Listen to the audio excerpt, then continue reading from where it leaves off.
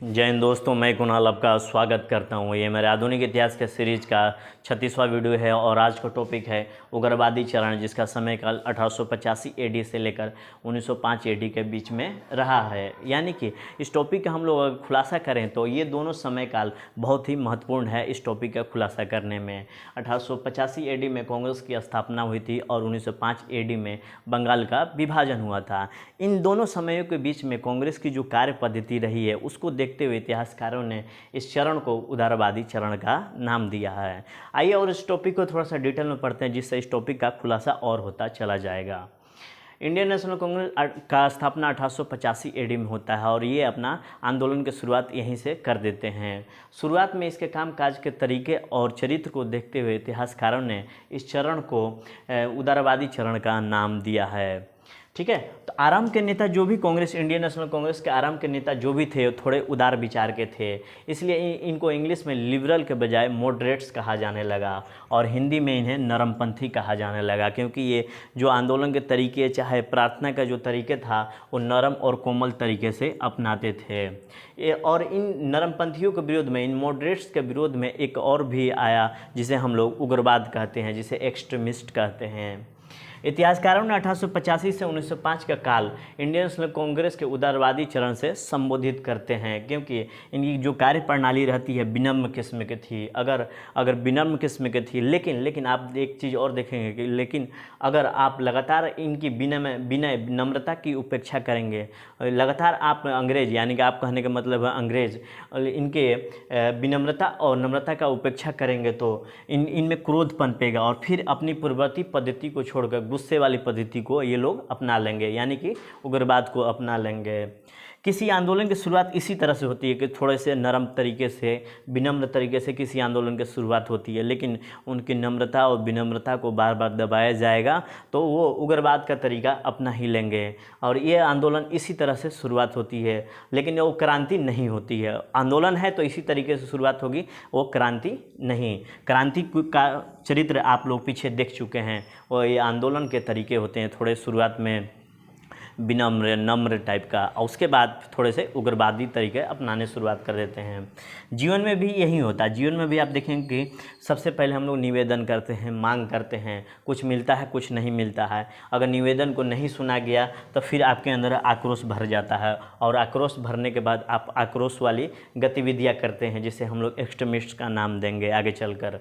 ठीक है, इसको और आगे देखते हैं, इसको अप्लाई करेंगे इंडियन नेशनल कांग्रेस के चरित्र पर।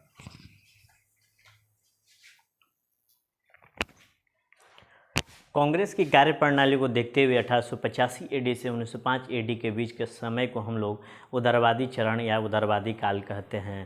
तो आइए समझते हैं कि इंडियन नेशनल कांग्रेस की कार्यप्रणाली कैसी थी। इंडियन नेशनल कांग्रेस की कार्यप्रणाली शुरुआत में निवेदन की थी, इस वजह से इस काल को उदारवादी चरण कहते हैं। उसके बाद ये आक्रोश की भाषा अपनाने लगे, यानी निवेदन को नहीं माना गया तो आक्रोश की भाषा अपनाने लगे और उग्रवादी चरण में हम लोग प्रवेश कर जाते हैं 1905 एडी के बाद में। उसके बाद 1920 एडी के आसपास बहुत सारे क्रांतिकारी आंदोलन होने लगते हैं और 1947 तक चलते हैं। तो 1920 एडी के बाद से और 1947 एडी के बीच में जो कांग्रेस की कार्यप्रणाली रहती है थोड़ी सी क्रांतिकारी टाइप की रहती है। इस दौरान बहुत सारी ऐसे आंदोलन हुए जो क्रांतिकारी टाइप के रहे हैं। तो ये एक कांग्रेस की कार्यप्रणाली रही है 1885 एडी से लेकर 1947 एडी के बीच में। तो हम लोग सबसे पहले उदारवादी चरण का अध्ययन करेंगे, लेकिन थोड़ा सा और समझते हैं कि गांधी जी का जो समय काल होता है, यानी कि 1920 एडी के बाद गांधी जी सक्रिय रूप से स्वतंत्रता आंदोलन में प्रवेश कर जाते हैं। हालांकि पहले ही होते हैं, लेकिन हम लोग आगे थोड़ा सक्रिय रूप से जिसको बोल रहे हैं 1920 एडी के बाद से प्रवेश कर जाते हैं। 1920 एडी के दौरान हम देखेंगे कि गांधी जी का जो समय काल रहा है 1920 एडी के बाद में, उसमें निवेदन का भी अंग रहा, निवेदन का भी हिस्सा रहा है। हालांकि हम लोग चंपारण सत्याग्रह से उसको हम सक्रिय मानेंगे, लेकिन जो आंदोलन के तौर पे बड़े तौर पे 1920 एडी के बाद से यहाँ से शुरुआत हो जाता है गांधी जी का समय काल। तो इनके गांधी जी के समय काल में जो कार्यप्रणाली रहती है कांग्रेस की, वो निवेदन वाली भी होती है। उसके अलावा ये आक्रोश की भाषा भी अपनाते हैं, यानी कि उग्रवादी तरीके भी अपनाते हैं। हालांकि ये अहिंसक होता है, हिंसक नहीं होता, लेकिन आक्रोश की भाषा अपनाई जाती है। निवेदन तो नहीं कहेंगे, स्वदेशी आंदोलन, असहयोग आंदोलन इसके अंतर्गत ले सकते हैं। और गतिविधियाँ, क्विट इंडिया मूवमेंट, भारत छोड़ो आंदोलन, ये सारे तीनों तरीके अपनाए गए हैं, ठीक है ना, गांधी जी के समय काल में, यानी कि 1920 AD के बाद में।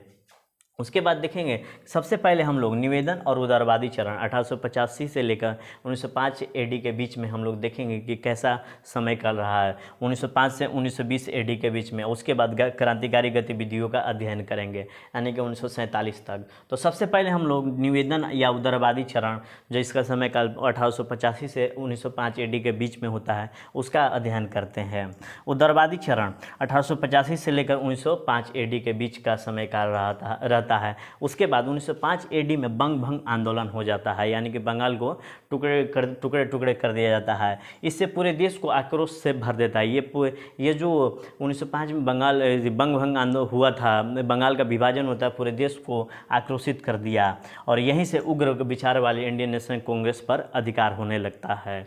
तो सबसे पहले हम देखेंगे कि उदारवादी चरण 1850 AD में 1900 से लेकर 1905 AD के बीच में इंडियन नेशनल कांग्रेस का पर उदारवादी विचार वाले लोगों का अधिकार होता है। उसके बाद 1905 के बाद से हम लोग उग्रवादी चरण को देखेंगे। तो आज हम लोग इस लेक्चर में उदारवादी चरण को देखते हैं 1885 से लेकर 1905 AD के बीच का।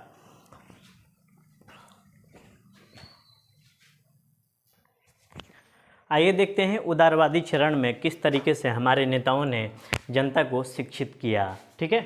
तो इस चरण के नेता मानते थे कि हम सरकार के तीव्र विरोध करने की स्थिति में नहीं हैं, हम हथियार उठा ले, चीज़ों को स्वीकार कर ले या आक्रोश की भाषा बोले, हम लोग ऐसी स्थिति में नहीं हैं। हमें चाहिए कि अपने बातों की आज्ञा प्रार्थना निवेदन के जरिए अपनी बातों को रखे, प्रार्थना पत्र के माध्यम से प्रस्ताव रखे अपनी बातों को, ठीक है ना। तो हमारे उदारवादी नेता इस दौरान आज्ञा, प्रार्थना पत्र और निवेदन के माध्यम से अपनी बात रखा करते थे। उसके बाद देखते हैं कि निवेदन का सबसे बड़ा तरीका प्रार्थना पत्र था। अपनी बातों को, अपनी मांगों को प्रार्थना पत्र के जरिए ये ब्रिटिश के सामने रखते थे, और बीच बीच में कभी कभी थोड़े थोड़े आंदोलन भी किया करते थे। हम जानते हैं कि विधान परिषद की स्थापना इस समय तक हो चुकी है और प्रांतों में धीरे धीरे विकसित भी हो रही है, यानी कि विधान परिषद का निर्माण हो चुका था, प्रांतों में धीरे धीरे विकसित हुई।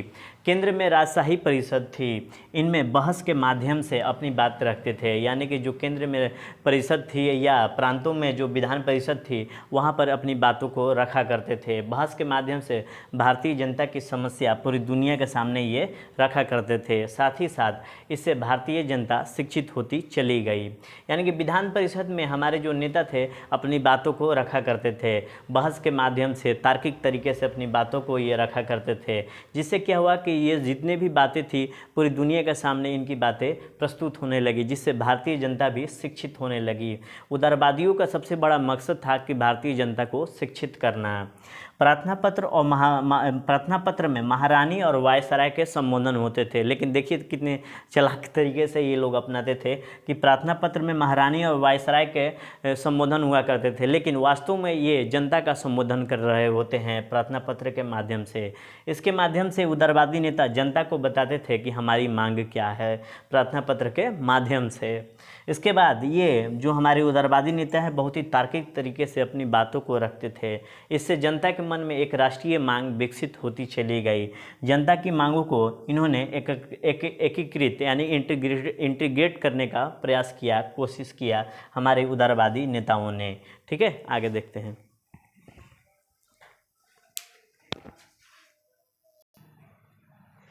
उदारवादी चरण में आगे देखें तो ये जो हमारे नेता थे उदारवादी चरण के, निवेदन के माध्यम से अपनी मांग रखते थे, निवेदन के माध्यम से अपनी मांगों को रख रहे हैं, तो यह जो आंदोलन हो जाएगा अहिंसक हो जाएगा।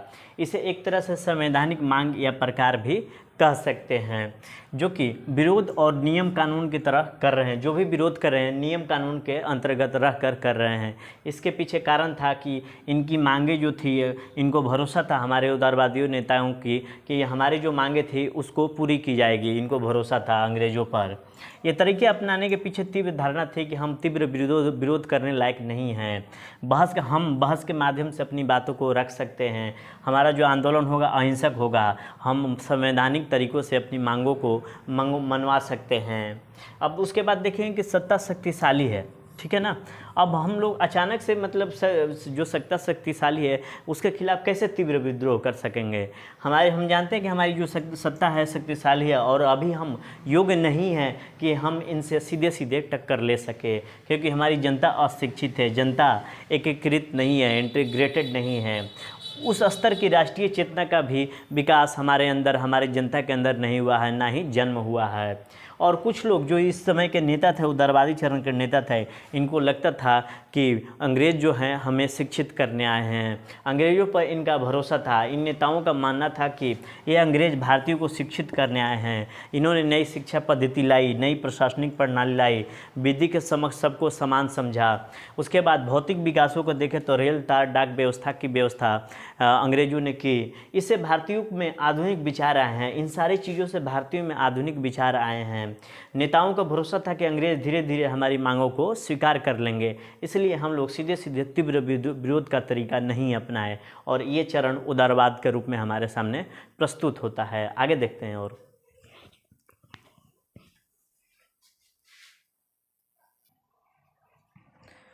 उदारवादी चरण में बहुत सारे उदार और विनम्र तरीके अपनाए गए हमारे उदारवादी नेताओं के द्वारा। इस तरीक़ों को अपनाने और उदारवादियों का प्रमुख उद्देश्य हम लोग देखते हैं कि विनम्र और नम्र तरीका क्यों अपनाया गया हमारे उदारवादी नेताओं के द्वारा। उनके उद्देश्यों को देखें तो सबसे पहले था भारतीयों में राष्ट्र प्रेम विकसित करना। हम भारतीयों में राष्ट्र प्रेम विकसित करना यानी कि हमारा देश हमारे लिए है, और भारतीयों में आधुनिक चेतना जागरूक करना, जिसमें लोकतंत्र, स्वतंत्रता और बंधुत्व के भाव उत्पन्न हो, ठीक है ना। आधुनिक चेतना में लोकतंत्र, स्वतंत्रता और बंधुत्व के भाव होते हैं। हमारे भारतीयों में राष्ट्र प्रेम और आधुनिक चेतना जागरूक करना इनका प्रमुख उद्देश्य था, ताकि पूरे देश में एकता विकसित हो सके। ब्रिटेन वासियों को भी शिक्षित करें, ताकि अपनी बात हम लोग उन ब्रिटेन वासियों तक पहुंचा सकें। शिक्षित तो वो थे ही थे, शिक्षित करने का मतलब उनको अवगत कराएं अपनी बातों को। अधिकारियों तक अपनी बात प्रार्थना पत्र के माध्यम से पहुंचाएं, उदारवादी नेताओं का मुख्य उद्देश्य था। ब्रिटेन वासियों तक अपनी बात पहुंचानी है, इससे वे ब्रिटिश सरकार पर भारतीयों के पक्ष में दबाव बना सकेंगे। यानी कि हम अपनी बातों को ब्रिटेन वासियों तक पहुंचाएंगे तो ये ब्रिटेन वासी हमारे पक्ष में खड़े होकर ब्रिटिश सरकार पर दबाव बनाएगी। भारतीयों के साथ समानता का व्यवहार करें, ताकि व्यवहार मतलब कि दबाव इसलिए बनाएगी कि भारतीयों के साथ समानता का व्यवहार किया जाए और मांगों को पूरा किया जाए। इसके लिए 1899 ईस्वी में इंडियन नेशनल कांग्रेस की लंदन में एक संस्था स्थापित की गई, ब्रिटिश कम्युनिटी इंडिया, आप लोग याद कर लीजिएगा। उसके बाद हमारे जो हमारे जो पितामह हैं, grand old man of India, जिन्हें हम लोग दादा भाई नौरोजी कहते हैं, दादा भाई नौरोजी लंदन में बहुत समय बिताया था। यहाँ ये भारतीयों के पक्ष में ब्रिटिश जनमत तैयार किया, भारतीयों के पक्ष में ब्रिटिश जनमत तैयार किया। इस काम के लिए धन एवं समय भी लगाते थे। इसके माध्यम से ब्रिटेन के लोगों में भारतीयों के प्रति सद्भाव पैदा किया गया और मांग के प्रति समर्थन जुटाया गया। उदारवादी चरण के जो नेता थे उनके उद्देश्यों को शॉर्ट में देखें तो भारतीयों में राष्ट्र प्रेम और आधुनिक चेतना जागरूक करना था। ब्रिटेन वासियों के मन में भारतीयों के प्रति सद्भाव पैदा करना था। ब्रिटेन से भारत का संपर्क होना, ये मान के चलते थे कि उदारवादी चरण के जो नेता थे, ब्रिटेन से भारत का संपर्क होना भारतीयों के हित में है, क्योंकि ये भारतीयों को आधुनिक बनाने आए हैं। और अभी वो समय नहीं आया कि हम सीधे सीधे ब्रिटेन को चुनौती दे सके, और इस कारण से उदारवादी नेता इस नीति को लेकर चलते हैं प्रार्थना के माध्यम से। उसके बाद ब्रिटेन वासियों के मन में सद्भाव पैदा करके, ठीक है, भारतीयों में राष्ट्र प्रेम उत्पन्न करके, आधुनिक चेतना जागृत करके, भारतीयों के पक्ष में जनमत तैयार करके, ये हमारे उदारवादी नेता कदम उठाते हैं, ठीक है ना। क्योंकि हम लोग उतने अभी सक्षम नहीं हैं कि सीधे सीधे ब्रिटेन को चुनौती दे सके, ठीक है। आगे देखते हैं।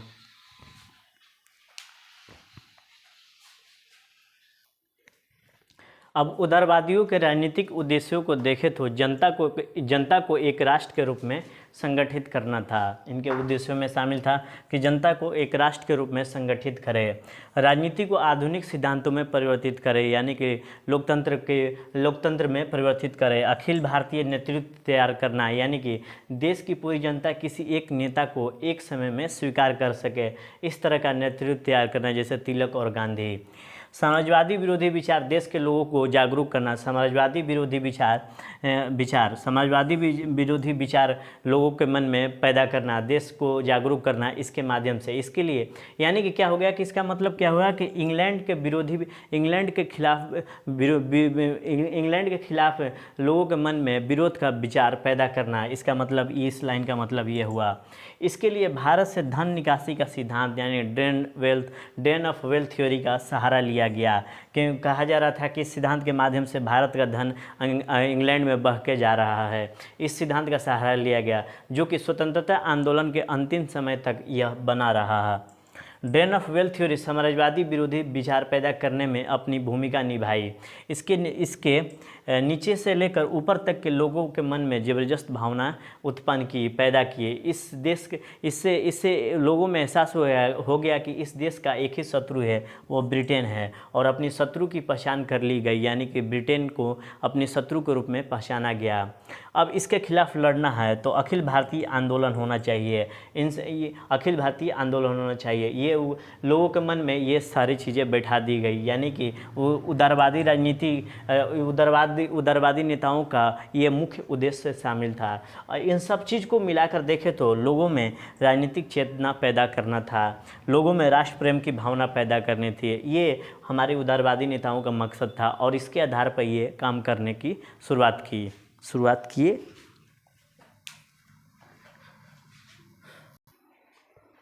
उदारवादी किस तरह की मांग रखते थे, डिमांड्स किस तरह का रखते थे, उसको हम लोग देखते हैं कि व्यवस्थापिका प्रशासन में सुधार किया जाए। प्रशासन में भारतीयों का अधिकार नहीं था। इंडियन काउंसिल एक्ट 1862 एडी में हम आया था, उसमें गवर्नर जनरल के परिषद में कुछ सदस्यों को नामांकित किया जाता था। 1862 से 1892 एडी के बीच में 30 वर्षों में परिषद में 45 सदस्यों को अपॉइंट किया गया था, नामांकित किया गया था, जिनका अंग्रेज़ों पर भरोसा था। ठीक है ना, 45 भारतीयों को नामांकित किया गया था, अपॉइंट किया गया था। इन भारतीयों पर अंग्रेज़ों का भरोसा था, इनका निर्वाचन नहीं हुआ था और जो ये अपॉइंटमेंट था पसंद के आधार पर था। तो देखिए इंडियन काउंसिल एक्ट में 1862 में बहुत से इंडियन काउंसिल एक्ट 1862 में भारतीयों को अपॉइंट करने का, भारतीयों को निर्वाचित करने का अधिकार नहीं था। ठीक है ना, तो ये अपॉइंट करते भी थे तो अपने पसंद के भारतीयों को अपॉइंट करते थे। अब क्या किया गया कि अब मांग किया गया है कि परिषद का विस्तार किया जाए, यानी कि सदस्यों की संख्या में वृद्धि की जाए और भारतीय सदस्यों की संख्या भी बढ़ाई जाए। परिषद को अधिक अधिकार दीजिए, यानी कि अधिकार में वृद्धि कीजिए, जैसे बहस करने का अधिकार दीजिए, प्रश्न पूछने का अधिकार दीजिए, निर्णय लेने का अधिकार दीजिए, आर्थिक अधिकार दीजिए।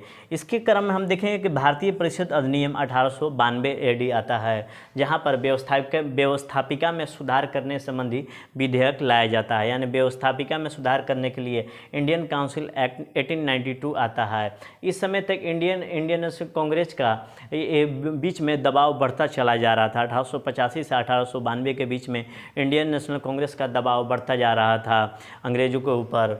और इस परिषद की बात करें तो इस दबाव का काम करता है। दबाव जो होता है परिषद में कुछ सुधार की बात करता है। केंद्रीय और प्रांतीय परिषद में सदस्यों की संख्या में वृद्धि की गई। इस एक्ट के माध्यम से पहली बार सदस्यों के चुनाव के लिए निर्वाचन का सिद्धांत को स्वीकार किया गया। ठीक है ना, जो गैर सरकारी सदस्य थे यानी कि भारतीयों को भी शामिल किया जाने लगा। बहस करने का अधिकार दिया गया कुछ विषयों पर, जैसे वित्त के विषयों पर बहस करने का अधिकार दिया गया। सार्वजनिक हित के विषयों पर प्रश्न पूछने का अधिकार दिया गया। तो एक तरह से कह सकते हैं कि उदारवादियों की यह सफलता का प्रतीक साबित हुआ 1892 एडी का इंडियन काउंसिल एक्ट, भारतीय परिषद अधिनियम। आगे और देखते हैं इसमें। हमारे उदारवादी नेताओं के द्वारा प्रशासन संबंधी सुधार की मांग की गई। इसमें कहा गया कि न्यायपालिका को कार्यपालिका से अलग कर दिया जाए, तभी सही न्याय हो सकता है। यानी कि इसके बाद न्याय व्यवस्था थी वो कम खर्चीली करने की मांग की गई। नौकरशाही में भारतीयों का प्रतिशत बढ़ाया जाए, यानी कि नौकरशाही का भारतीयकरण किया जाए। उम्र सीमा को बढ़ाया जाए और परीक्षा भारत में हो। जैसे उम्र सीमा उस समय ICS की 19 वर्ष कर दी गई थी, उसको बढ़ाने की मांग की गई और परीक्षा जो थी भारत में की जाए। पक्षपातपूर्ण एवं भ्रष्ट नौकरशाही पर नियंत्रण किया जाए और खर्च पर भी नियंत्रण किया जाए, क्योंकि जो अंग्रेज अधिकारी थे उनका वेतन बहुत ज़्यादा था। इस वजह से क्या होता था, कल्याणकारी योजनाओं पर धन कम खर्च होता था। हम और इनका उदारवादी नेताओं का मांग था कि समाज से संबंधित कल्याण योजना का खर्च को बढ़ाया जाए। स्वास्थ्य, शिक्षा, स्वच्छता, कृषि के विकास पर जोर दिया जाए। कृषि बैंक बनाया जाए एवं सस्ते में ऋण उपलब्ध कराया जाए। सिंचाई की सुविधा उपलब्ध कराई जाए। इस तरह समाज से संबंधित कल्याण की योजनाओं पर खर्च बढ़ाने की मांग की गई। 1850 AD के आसपास भारतीय मजदूर मॉरिशस जाते थे, त्रिनाद टोबैगो, फिजी भेजे जाते थे। इनकी हालात बहुत ख़राब होती थी। जहाँ पर मजदूरी भेजे गए वहाँ पर UK का शासन था, इनकी हालत ख़राब होती थी। इनकी स्थिति में सुधार करने की मांग की गई, मजदूरी में वृद्धि करने की मांग की गई और इन पर जो अत्याचार होता था उसको रोका जाए। नस्लीय एवं जातीय भेदभाव को रोकने की मांग की गई हमारी उदारवादी नेताओं के द्वारा। इसके बाद देखते हैं कि अंग्रेज़ों की विदेश नीति बहुत ही आक्रामक थी। अंग्रेज़ों ने बर्मा पर अधिकार कर लिया था, नॉर्थ ईस्ट की जनजातियों पर दमन किया था और अफ़गानिस्तान पर आक्रमण किया था। हमारे नेताओं ने इसका तीव्र विरोध किया। हमारे नेताओं ने दीवानी अधिकारों की मांग की थी और नागरिक अधिकारों की मांग की, जिसमें प्रेस की स्वतंत्रता और अभिव्यक्ति की स्वतंत्रता शामिल है। इसके अलावा संगठन बनाने की स्वतंत्रता भी शामिल है। इस तरह हमारे नेताओं ने प्रशासन से संबंधित सुधार की मांग की थी। एक पॉइंट हमारा छूट गया था, जो 1892 का इंडियन काउंसिल एक्ट था, उसमें क्या कमियां थी उसको मैं फिर से दोहरा दे रहा हूं, क्योंकि वो थोड़ा सा मिस हो गया था। पेज पन्ना थोड़ा सा नोट्स का आगे पीछे होने के कारण मैं वो स्लाइड नहीं बना पाया था, अभी बनाता हूं।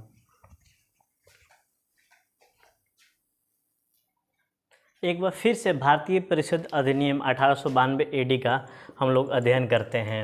इसके मुख्य प्रावधानों की बात करें तो केंद्रीय एवं प्रांतीय परिषद का विस्तार किया गया। उसके बाद पहली बार निर्वाचन के सिद्धांत को स्वीकार करते हुए केंद्रीय एवं प्रांतीय परिषदों के गैर सरकारी सदस्यों में से कुछ के निर्वाचन की व्यवस्था की गई। उसके बाद सदस्यों को वित्तीय विषयों पर बहस करने के लिए सीमित अधिकार दिया गया। सदस्यों को सार्वजनिक हित के मामलों में प्रश्न पूछने का अधिकार दिया गया। लेकिन इस पे 1892 AD के ये इंडियन काउंसिल एक्ट की कुछ कमियों को बात करें तो भारत की विशाल जनसंख्या के अनुपात में विधान परिषद में केवल 4 सदस्यों की वृद्धि की गई, ठीक है ना, भारतीयों की। परिषद में अभी भी सरकारी सदस्यों का बहुमत था, यानी अंग्रेजों का बहुमत था। निर्वाचन की व्यवस्था नाम मात्र की थी। गैर सरकारी सदस्यों को बजट पर संशोधन का प्रस्ताव रखने एवं मतदान में भाग लेने का अधिकार नहीं था। गैर सरकारी सदस्य भारतीय आ जाएंगे। उसके बाद सदस्यों को पूरक प्रश्न पूछने का अधिकार नहीं था। ये थोड़ी सी कमियां थी। अब हम लोग उदारवादी चरण के जो नेता थे या उदारवादी चरण के मुख्य उसके प्रावधानों, ये उदारवादी चरण के उसके हम लोग एक बार मूल्यांकन करते हैं कि उदारवादी चरण के जो हमारे मूल्य थे, हम लोग एक बार इतना क्या बात करूं, उदारवादी चरण जो भी रहा 1885 से 1905 AD के बीच में, उसका मूल्यांकन को हम लोग अभी देखते हैं। उसका मूल्यांकन हम लोग करते हैं। उदारवादी चरण के मूल्यांकन की बात करें तो हमारे उदारवादी नेताओं ने भारत से धन निकासी का सिद्धांत दिया। इसने पूरे देश को आंदोलित कर एकजुट कर दिया। पूरा राष्ट्र एक मत होकर एक शत्रु की पहचान की और वो शत्रु था ब्रिटेन। पूरे के पूरे राष्ट्र में एक भावना और एक चेतना पैदा हुई भारत से धन निकासी के सिद्धांत के माध्यम से। राजनीतिक रूप से अपने लोगों को शिक्षित किए। हमारे उदारवादी नेता राजनीतिक रूप से अपने लोगों को शिक्षित किए। इसमें भी बहुत बड़ी सफलता मिली राजनीतिक रूप से शिक्षित करने में। इंडियन नेशनल कांग्रेस आगे चलकर इतना बड़ा आंदोलन कर सकी हमारे उदारवादी नेताओं के योगदान के कारण ही। भारतीय परिषद अधिनियम 1892 के माध्यम से लोकतंत्र के द्वार खुल चुके थे, जिसमें उस समय तक आते आते इंडियन नेशनल कांग्रेस का ब्रिटिश पर बहुत ज़्यादा दबाव बनने लगा था और भारतीयों को भी शामिल करने की बात कही जाने लगी। इंग्लैंड वासियों के मन में भारतीयों के पक्ष में जनमत तैयार करने में भारतीय उदारवादी नेताओं को सफलता मिली। बड़े पैमाने पर तो नहीं, परंतु अपने समय का उदारवादी चरण बहुत बड़ा भारत का नेतृत्व किया। 1885 एडी में इंडियन नेशनल कांग्रेस की स्थापना के बाद 1887 एडी आते आते वायसराय डफरिन कांग्रेस के विरोधी हो गए थे। इन्होंने कांग्रेस को राष्ट्रद्रोही ब्राह्मण का नाम दिया, देशद्रोही विप्लवकारी कहा और राष्ट्रद्रोहियों की संस्था कहा। ये डफरिन ने कहा था, क्योंकि हम जानते हैं कि भले ही कांग्रेस का या उदारवादियों का तरीका इस समय विनम्र था, परंतु अंग्रेज़ों को परेशान तो जरूर कर रहा था। अंग्रेज डरने लगे थे और सतर्क हो गए थे। इस कारण डफरिन इंडियन नेशनल कांग्रेस को राष्ट्रद्रोहियों की संस्था कहा।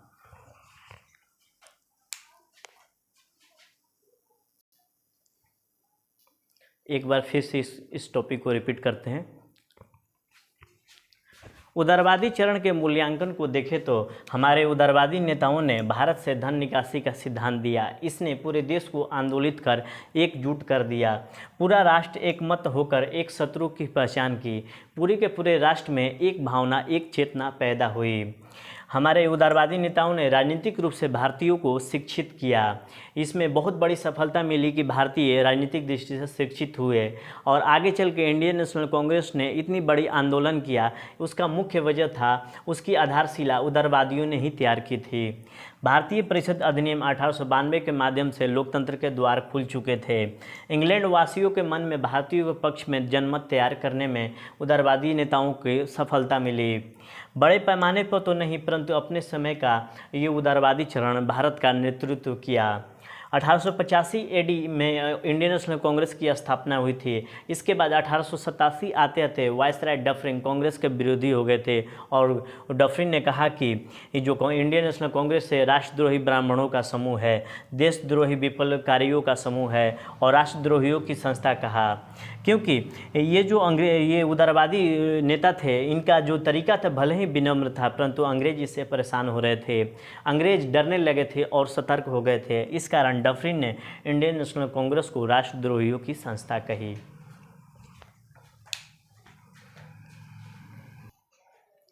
योगदान और मूल्यांकन को देख रहे थे। उदारवादियों का प्रभाव भारतीयों पर पड़ रहा था। इसके बाद अंग्रेज सतर्क हो गए थे। इसके बाद अंग्रेज़ों ने क्या किया कि जो प्रभाव पड़ रहा था उसको कम करने के लिए अंग्रेज़ों ने डिवाइड एंड रूल की पद्धति अपनाई, बांटो और शासन करो की नीति अपनाई।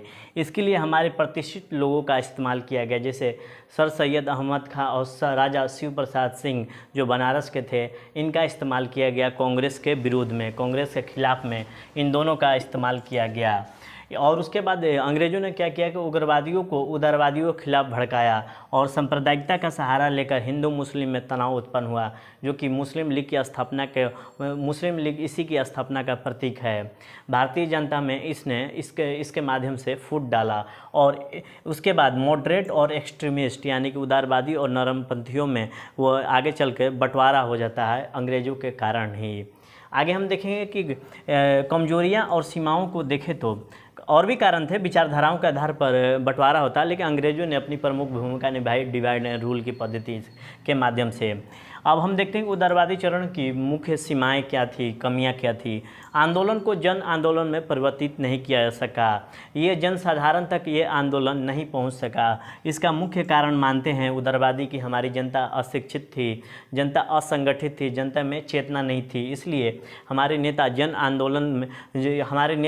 जनसाधारण तक पहुंच नहीं बनाई। इंडियन नेशनल कांग्रेस का आधार व्यापक होना चाहिए था, लेकिन इंडियन नेशनल कांग्रेस में व्यापक आधार नहीं बना पाई, क्योंकि वे मान के चलते थे कि हमारी जनता अभी अशिक्षित है, असंगठित है, उसमें चेतना नहीं है। जो आंदोलन था उदारवादियों का आंदोलन था, शहरों एवं शिक्षित वर्गों तक ही सीमित रहा, गांव को समेट नहीं सका। जनसाधारण का समर्थन न मिलने के कारण ब्रिटिश शासन के खिलाफ ये आक्रामक कदम नहीं उठा पाए और ये उस समय की स्थिति को देखते हुए ये कहते थे कि हम जो स्वतंत्रता प्राप्ति करना चाहते हैं, रक्तहीन और शांतिपूर्ण ढंग से हम संघर्ष करके स्वतंत्रता प्राप्त करना चाहते हैं। ठीक है। उसके बाद इस आंदोलन में स्त्री वर्ग नहीं शामिल था। ठीक है ना, स्त्री वर्ग इसमें शामिल नहीं था उदारवादी चरण में। ठीक है। उदारवादियों के आंदोलन में। तो ये रहा अपना उदारवादी चरण 1885 से लेकर 1905 एडी के बीच में। कल हम लोग स्वतंत्रता आंदोलन के दूसरे चरण 1905 के बाद की स्थिति का अध्ययन करेंगे। इसको आप अच्छे से डिटेल में अध्ययन कर लीजिए, प्री और मेंस की दृष्टि से बहुत ही महत्वपूर्ण अंग है ये। ठीक है, तो आज भर के लिए इतना ही रखते हैं। आपके सहयोग के लिए धन्यवाद। नमस्कार, जय हिंद।